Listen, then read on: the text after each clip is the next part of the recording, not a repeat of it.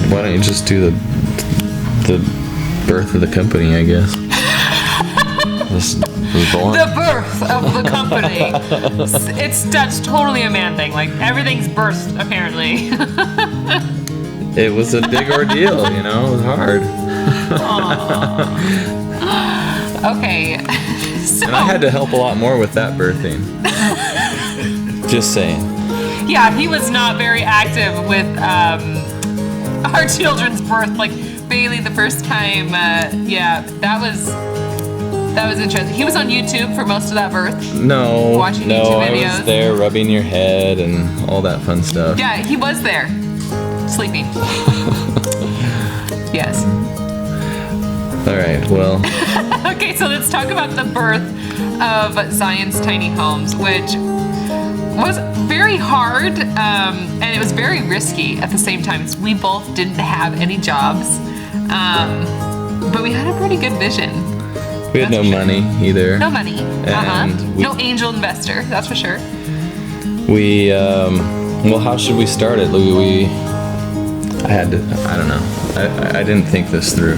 Okay, so I will just put it out there that we were driving by this car lot, okay, and we knew if we wanted to start a tiny home manufacturing company, we needed a truck, as we had only ever drove an Elantra. Even with our house flipping days, we would stick like, what, 2x4s in our We Elantra? would fit everything in the Elantra and it would go down like 3 or 4 inches. It was so bad. So We'd like bottom out on every bump. yeah, we did. It was kind of funny because it was our clown car, right? But we didn't have jobs, so how are we gonna get a truck loan? It made no sense at all. But what we did have was good credit.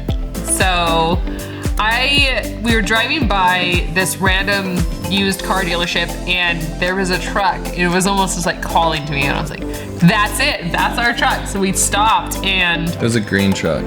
okay, I say it's blue, he says it's green. It's blue. Literally the color, Chevy says it's blue. It's totally green. It's blue. It's like evergreen. It's blue.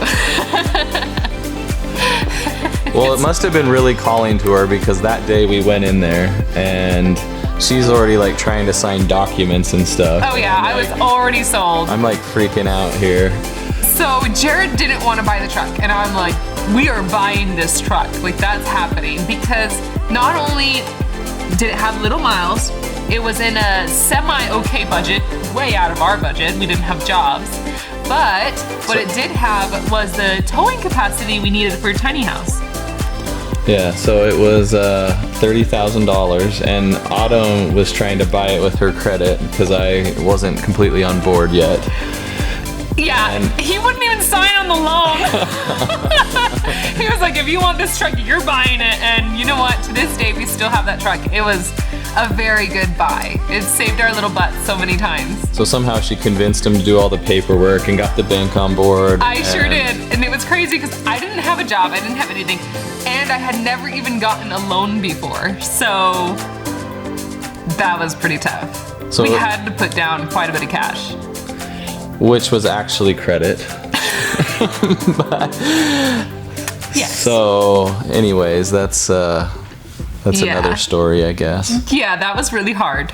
Very hard. So they made us put down like 14 grand. Yes. Luckily, we had credit lines, so Yeah, so we had credit lines from my prior business and we were able to use some of that for the down payment.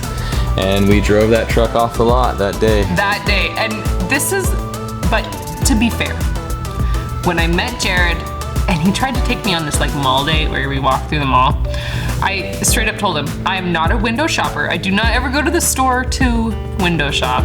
If I'm going to the store, I'm gonna buy something. So now we just don't shop. It's true. For his birthday one year, I took him to visit the Tesla dealership. And now we have a Tesla. I waited a few years though, but I did get the Tesla. Yeah, that one was red. She got a white one. I actually like the white one better. I like the red one. I still want that red Tesla. Well, Yeah. we're not going to Tesla anytime soon, so. Actually, don't we have a service appointment? No, I'm just joking. Okay, so sorry about that. To get back on track, so we have this truck now.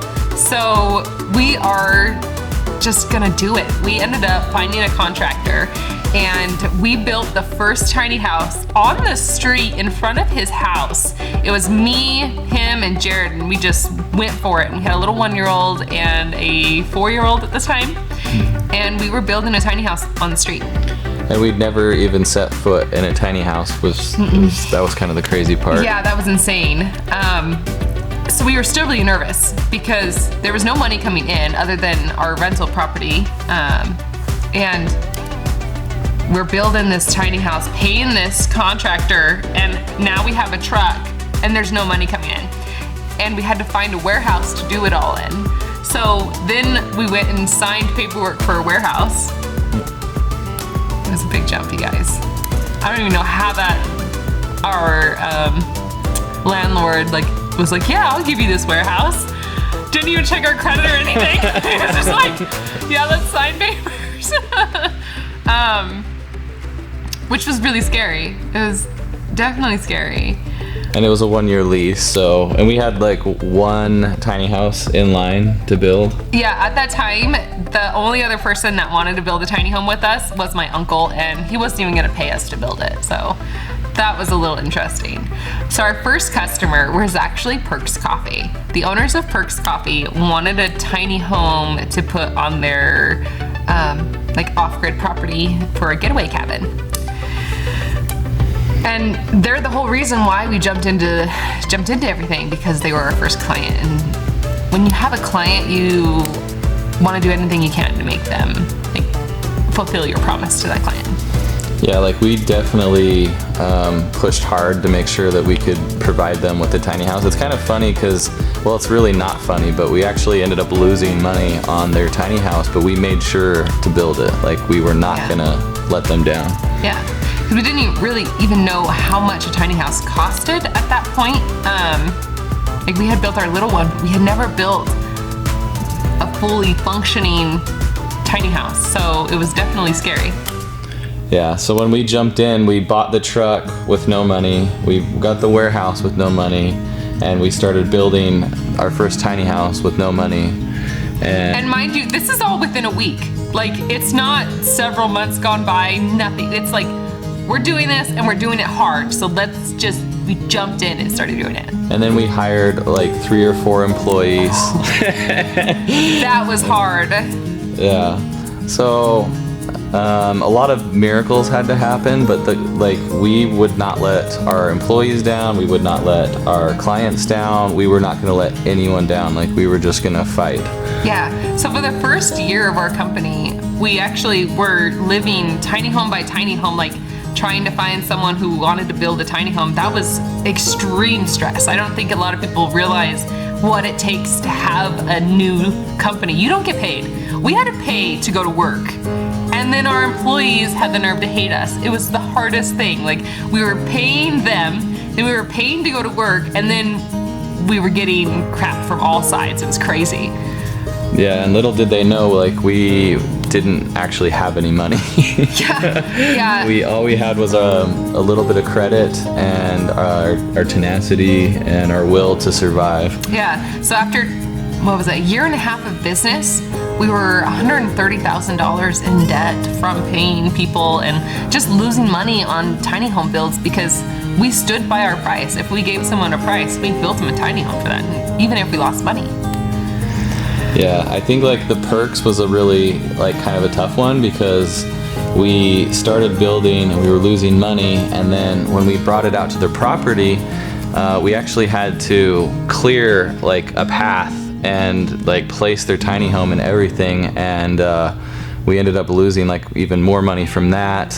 But the good thing is we kind of always had light at the end of the tunnel. We were we're gonna make this happen. Yeah, finding the positives out of the negative, that's a huge thing. If you can turn a downside into a positive and be able to find that inner goal and inspiration in your own life, you can do whatever you have, you can do whatever you want, really.